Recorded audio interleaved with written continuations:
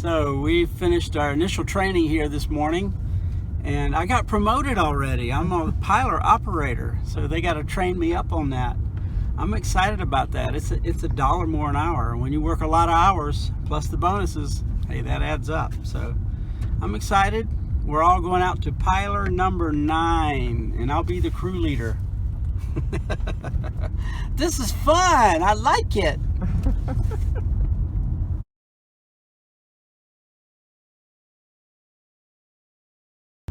Here we are approaching the site of American Crystal Sugar. Yeah.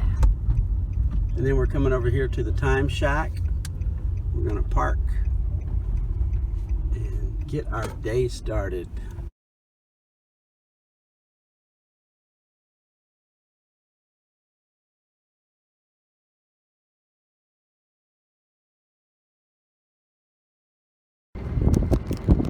Here we are at the piler 9. You can see the pile of beets in the background.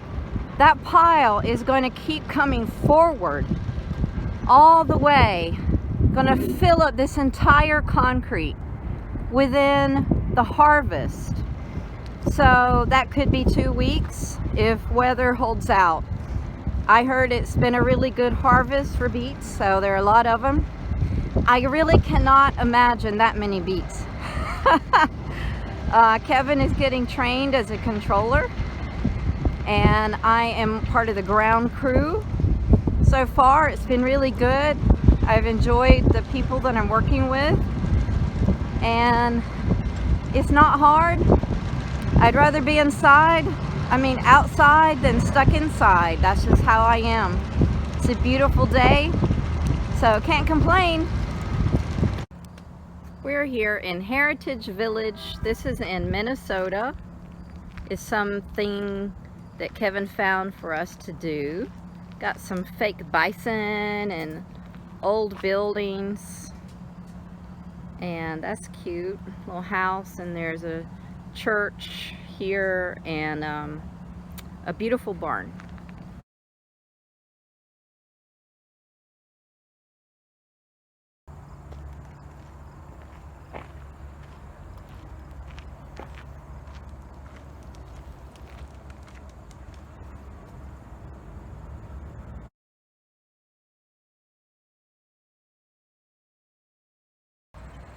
I love the fake animals they've got in the farm yard, the barn yard. Oh, look, here comes an animal. A horse, a dog, pigs.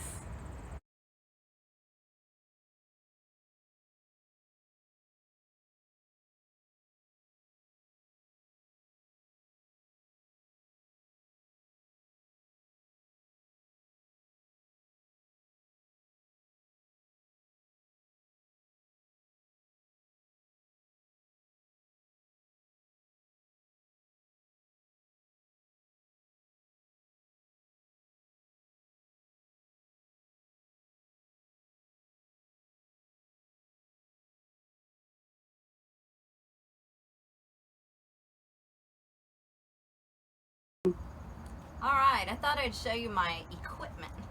So we got our vest. Look how dirty my gloves got after one day. Wow. Yeah. And the old hard hat. Now, at work I have a hoodie on or a toboggan or something under this. And you have to put your hair up in a braid or Yeah, something. you can't have your hair down. And then we've got goggles. You need those, right? Yeah.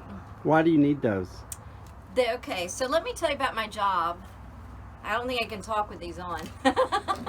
So what I do, what any ground crew person does during the harvest, is you're standing under the machine that receives beets from the big trucks. So they're coming directly from the fields. They dump those beets into like a conveyor belt. I mean, hundreds of thousands of beets. And then as those beets come up the conveyor belt, the ground crew has 4 jobs. The first job is when the truck is pulling up, you have to ask him, does he require a sample? So would they test about every 3rd truck for the sugar content of the beets. And if they have a ticket, you have to put that ticket into a bag and push a button, and the beets come from a chute into the bag. You tie it off, throw it down. That's job number 1. Job number 2, the truck is coming, and you do this. You got to tell it to stop. That's it.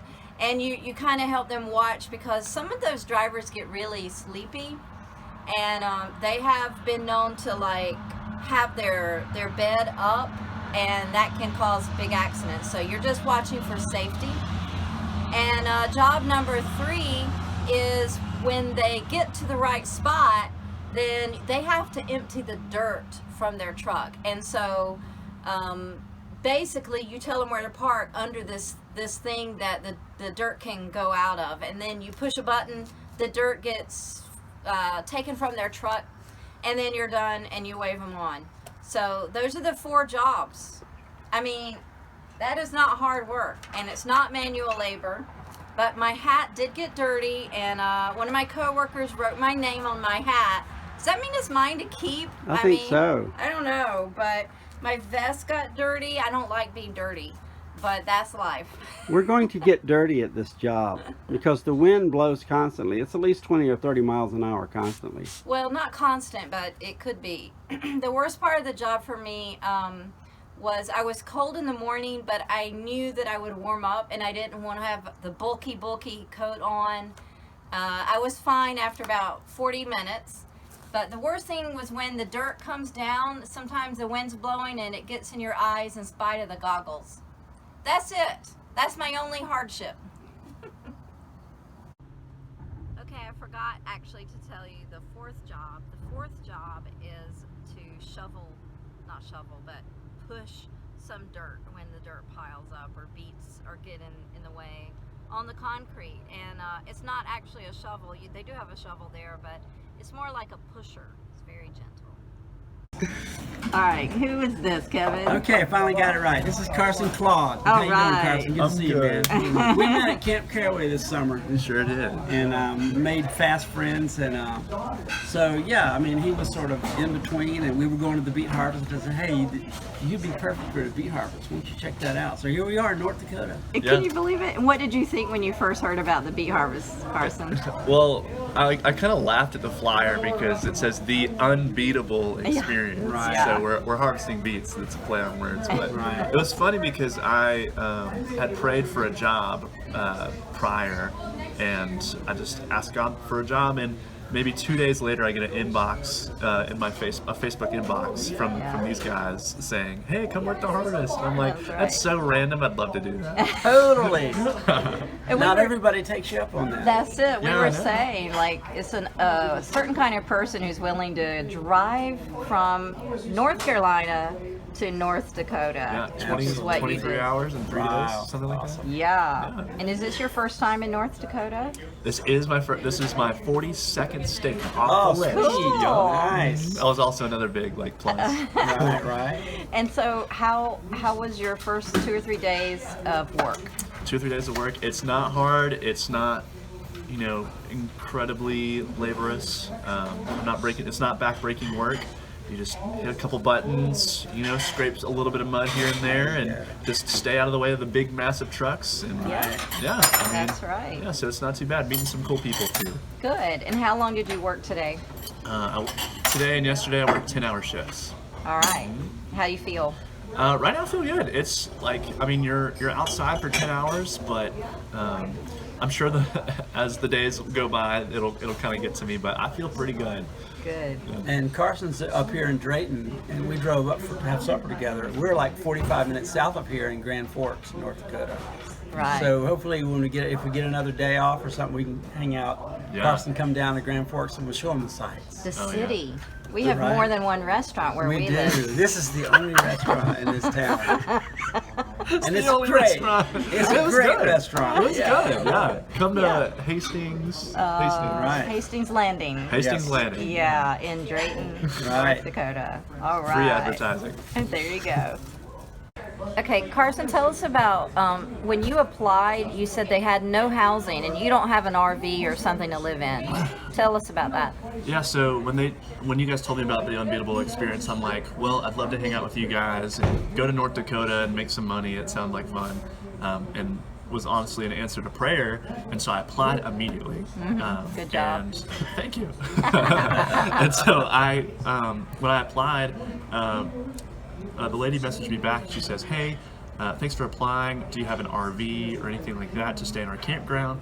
I said, "No, I have a minivan." They're like, "That's not going to work. We don't allow that. But we do have like a housing program where we can put you in our hotel for like some amount of money a week." And I was like, "That sounds great. Sign me up." And she said that there was a 30-person waiting list. This is about a 30 month. people ahead of you. Wow. Yeah, that's about a month before the The harvest start. the whole harvest started. Yeah. And then you have to plan when you're going to drive up here. Yes, that's a lot of planning, and you didn't have any concrete. Yes. Correct. Uh-huh. Yeah. And the lady even said, "Hey, do you want us to contact you next year about?" Oh, wow. She's like, "You're done." That's Yeah. basically what she Okay.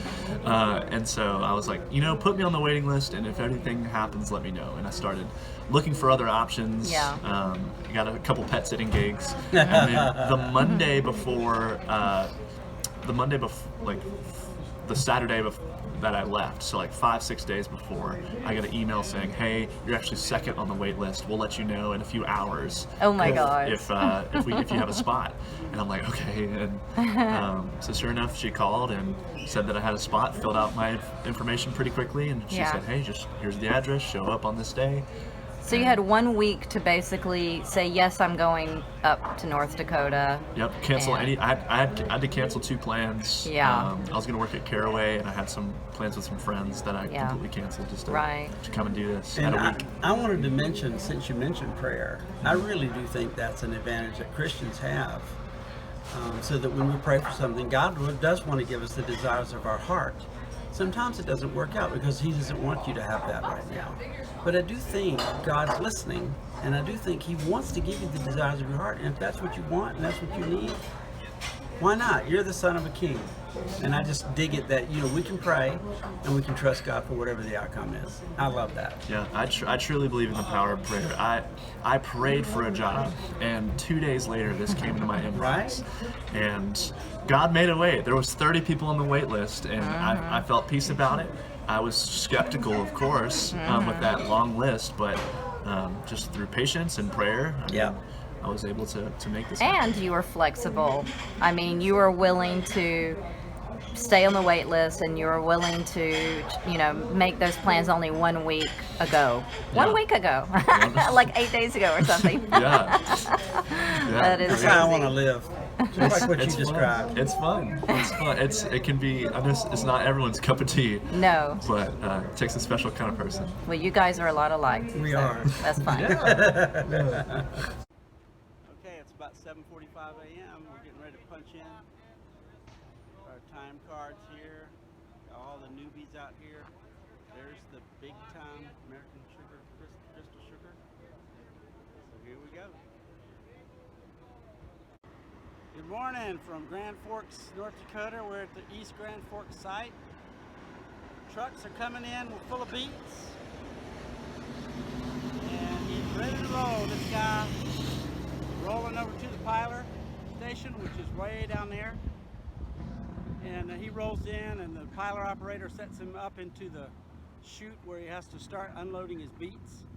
And then from there, the ground crew sort of takes over with taking sample tickets, with making sure the sample bags are put into the right bin, with making sure the trucks are coming into the right area, and directing trucks back and forth to stop or to move off or to get ready to go, all sorts of things. We got a patchwork of signals and hand signals and electric signals that coordinate all that. It's pretty simple after a while. So I've been helping out with ground crew this morning, and I went back up into the piler today. The operator, we have a main operator here, and I'm sort of a substitute. And so as I get more trained up, and as he needs to take breaks, I can jump in there and do the actual piler operation machine. It's huge, and it's a lot of fun. So just getting the hang of it. Lots of sun out here. Looks like we're only going to work till about 12 as far as getting trucks in and unloading. After that, we're going to work another 5 hours or so cleaning the big piler operation. So it's a lot of scraping, a lot of tools, a lot of shovels. So we got yet to learn. So having a great sunny day here in North Dakota.